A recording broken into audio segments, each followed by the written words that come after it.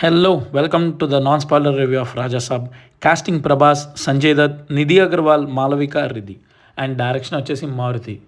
Obviously Maruti గురించి ఈ వీడియోలో ఖచ్చితంగా మాట్లాడుకోవాలి.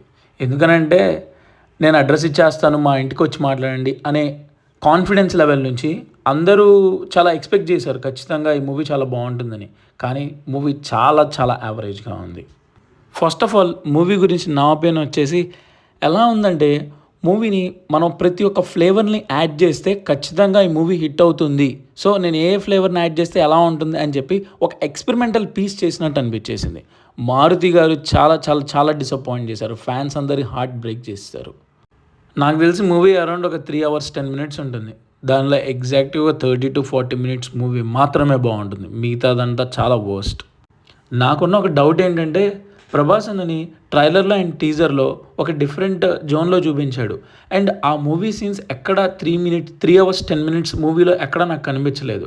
అండ్ నేను వింటున్న టాక్ ఏంటి అని అంటే, ఫస్ట్ ఆఫ్ ఆల్ ఈ మూవీ రిలీజ్ చేస్తారు అండ్ ఆఫ్టర్ దట్ సంక్రాంతికి ఆ కంటెంట్, మిగతా కంటెంట్ ఏదైతే ఉందో అది యాడ్ చేస్తారని వింటున్నాను.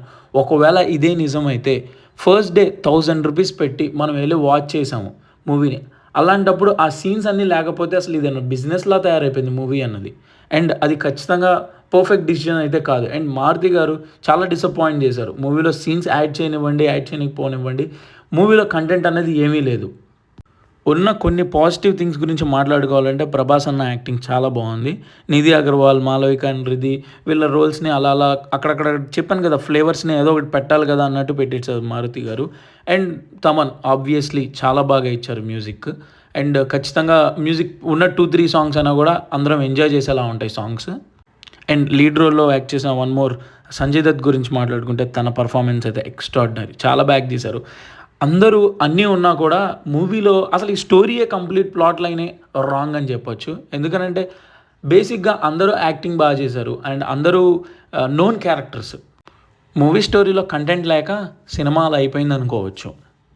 నేనైతే ఫస్ట్ డే వాచ్ చేశాను, చాలా మిక్స్డ్ ఫీల్లో ఉన్నాను. అండ్ మూవీ చాలా యావరేజ్ అని నాకైతే అనిపించేసింది.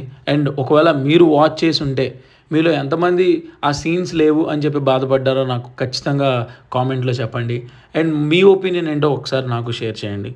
అండ్ అండ్ మారుతి గారు, మీకు చిన్న సజెషన్, బయటికి వెళ్ళొద్దు. బయట కనిపిస్తే ఫ్యాన్స్ చెక్కేస్తారు ఖచ్చితంగా. అండ్ ఇలాంటి మూవీ రివ్యూస్ కోసం మా ఛానల్ని లైక్ చేయండి, షేర్ చేయండి, సబ్స్క్రైబ్ చేయండి. Thank you so much for the review.